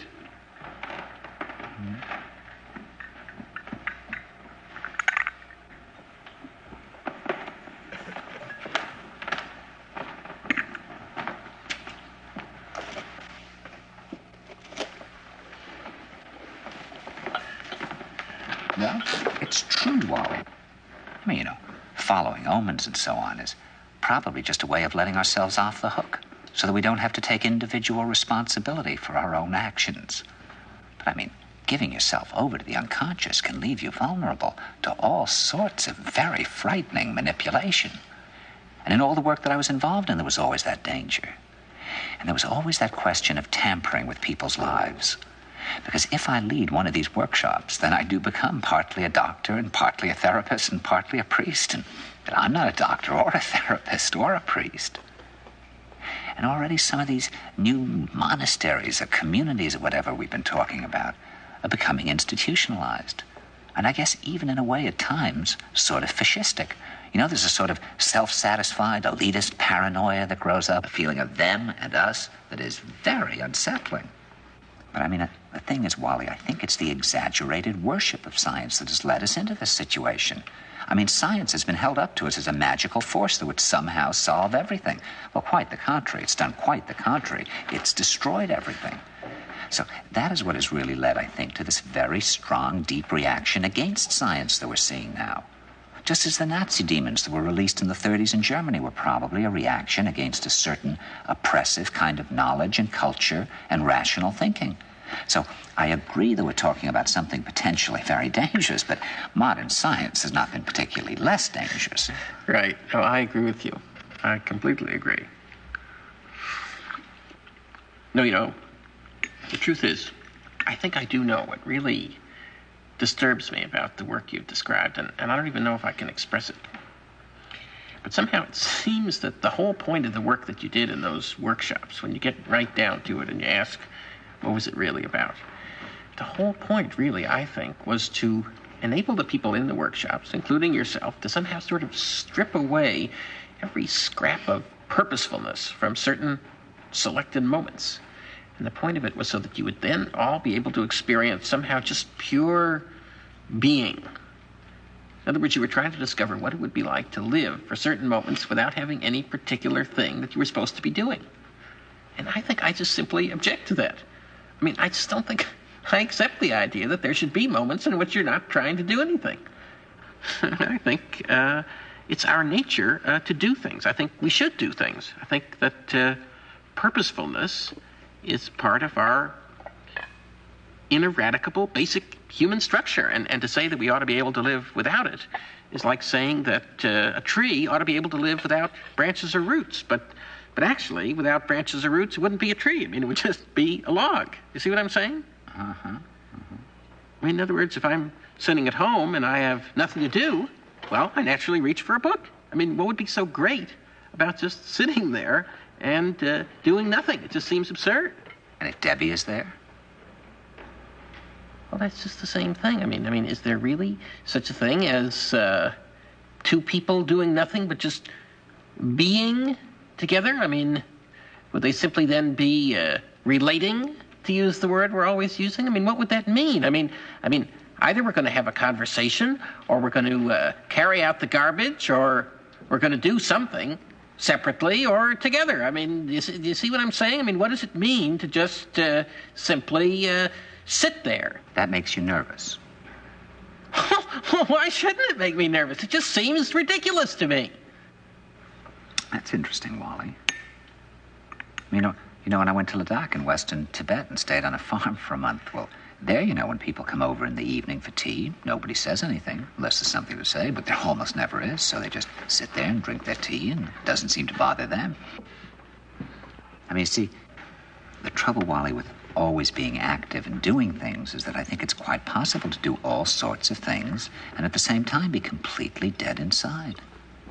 I mean, you're doing all these things, but are you doing them because you really feel an impulse to do them? Or are you doing them mechanically, as we were saying before? Because I really do believe that if you're just living mechanically, then you have to change your life. When you're young, you go out on dates all the time, you go dancing or something, you're floating free, and then one day suddenly you find yourself in a relationship, and suddenly everything freezes. And this can be true in your work as well. And I mean, of course, if you're really alive inside, then of course there's no problem. I mean, if you're living with somebody in one little room and there's a life going on between you and the person you're living with, well, then a whole adventure can be going on right in that room. But there's always the danger that things can go dead. Then I really do think you have to kind of become a hobo or something, like Kerouac, and go out on the road. I really believe that. It's not that wonderful to spend your life on the road. And my own overwhelming preference is to stay in that room if you can. But if you live with somebody for a long time, people are constantly saying, well, of course it's not as great as it used to be, but that's only natural. The first blush of a romance goes, and that's the way it has to be. Now, I totally disagree with that. But I do think that you have to constantly ask yourself the question with total frankness. Is your marriage still a marriage? Is the sacramental element there? Just as you have to ask about the sacramental element in your work, is it still there? I mean, it's a very frightening thing, Wally, to have to suddenly realize that, my God, I thought I was living my life, but in fact, I haven't been a human being. I've been a performer. I haven't been living, I've been acting. I've acted the role of the father. I've acted the role of the husband. I've acted the role of the friend. I've acted the role of the writer or director, what have you. I've lived in the same room with this person, but I haven't really seen them. I haven't really heard them. I haven't really been with them. Yeah, I know some people are just sometimes existing just side by side. I mean, the other person's face could just turn into a great wolf's face and just wouldn't be noticed. And it wouldn't be noticed. No, it wouldn't be noticed.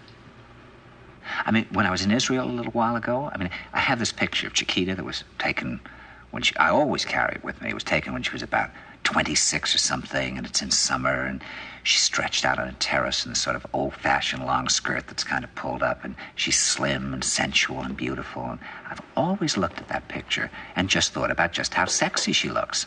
And then last year in Israel, I looked at the picture, and I realized that that face in the picture was the saddest face in the world. That girl at that time was just lost. So sad and so alone. You know, I've been carrying this picture for years and not ever really seeing what it is. You know, I just never really looked at the picture.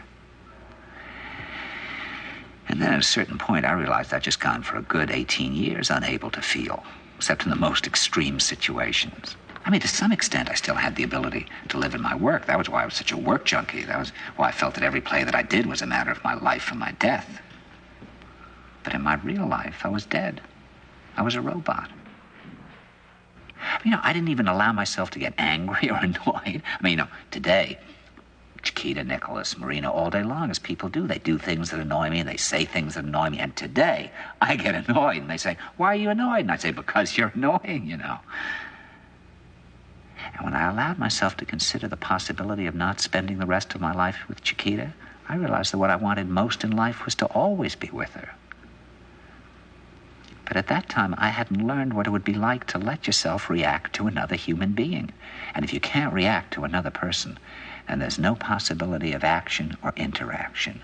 And if there isn't, I don't really know what the word love means, except duty, obligation, sentimentality, fear. I don't know about you, Wally, but I just have to put myself into a kind of training program to learn how to be a human being. I mean, how did I feel about anything? I didn't know. What kind of things did I like? What kind of people did I really want to be with, you know? And the only way that I could think of to find out was to just cut out all the noise and stop performing all the time and just listen to what was inside me. See, I think a time comes when you need to do that. Now, maybe in order to do it, you have to go to the Sahara, and maybe you can do it at home. But you need to cut out the noise. Yeah, of course. Personally, I usually don't like those quiet moments. You know, I really don't. I mean, I don't know if it's that Freudian thing or what, but you know, the fear of unconscious impulses or my own aggression or whatever. But things get too quiet, and I find myself just sitting there, you know, as we were saying before. I mean, whether I'm by myself or I'm with someone else, I just have this feeling of my God, I'm going to be revealed. In other words, I'm adequate to do any sort of a task, but I'm not adequate just to be a human being. I mean, in other words, I'm not. If I'm just trapped there and I'm not allowed to do things, but all I can do is just be there, well, I'll just fail. I mean, in other words, I can pass any other sort of a test, and I can even get an A if I put in the required effort. But I just don't have a clue how to pass this test. I mean, of course, I realize this isn't a test, but I see it as a test, and I feel I'm going to fail it. I mean, it's very scary. I just feel totally at sea. I mean, You know, I could imagine a life, Wally, in which each day would become an incredible, monumental, creative task, and we're not necessarily up to it. I mean, if you felt like walking out on the person you lived with, you'd walk out. Then if you felt like it, you'd come back. But meanwhile, the other person would have reacted to your walking out. It would be a life of such feeling. I mean, what was amazing in the workshops I led was how quickly people seemed to fall into enthusiasm, celebration, joy, wonder, abandon, wildness, tenderness. Could we stand to live like that? Yeah, I think it's that moment of contact with another person. I mean, that's what scares us. I mean, that moment of being face to face with another person. I mean, now, you wouldn't think it would be so frightening. It's strange that we find it so frightening. Well, it isn't that strange. I mean, first of all, there are some pretty good reasons for being frightened. I mean, a human being is a complex and dangerous creature. I mean, really, if you start living each moment, Christ, that's quite a challenge. I mean, if you really reach out, you're really in touch with the other person, well, that really is something to strive for, I think. I really do. Yeah, it's just so pathetic if one doesn't do that. Of course, there's a problem, because the closer you come, I think, to another human being, the more completely mysterious and unreachable that person becomes. I mean, you have to reach out. You have to go back and forth with them, and you have to relate, and yet you're relating to a ghost or something. I don't know, because we're ghosts. We're phantoms. Who are we?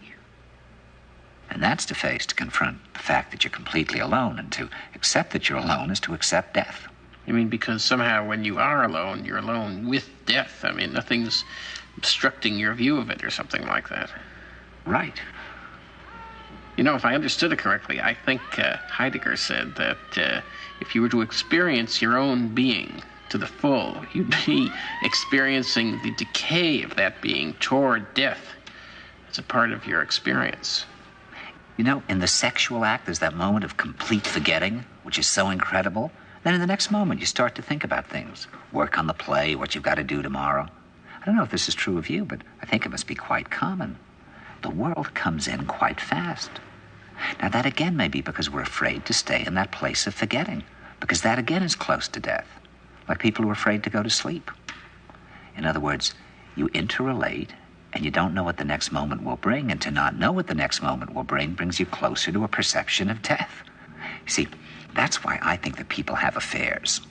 I mean, you know, in the theater, if you get good reviews, you feel for a moment that you've got your hands on something. You know what I mean? I mean, it's a good feeling. But then that feeling goes quite quickly.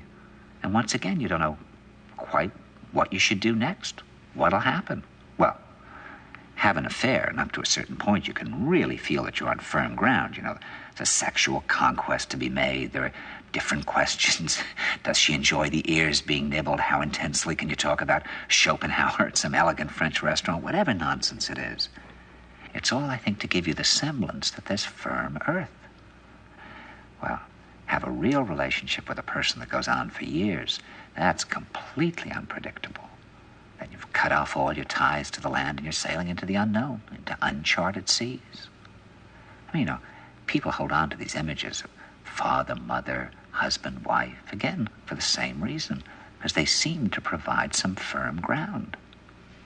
But there's no wife there. What does that mean? A wife, a husband, a son. A baby holds your hands, and then suddenly there's this huge man lifting you off the ground, and then he's gone. Where's that son?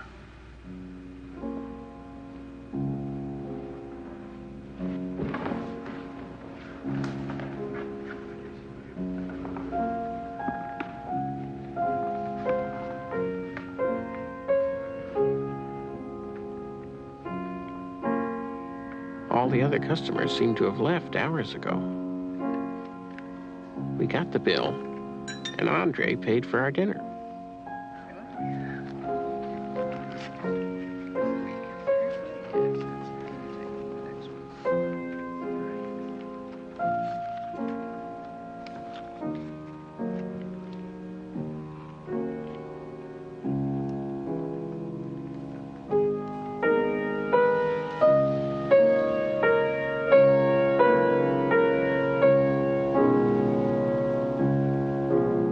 Treated myself to a taxi. I rode home through the city streets. There wasn't a street. There wasn't a building that wasn't connected to some memory in my mind. There, I was buying a suit with my father. There, I was having an ice cream soda after school. When I finally came in, Debbie was home from work, and I told her everything about my dinner with Andre.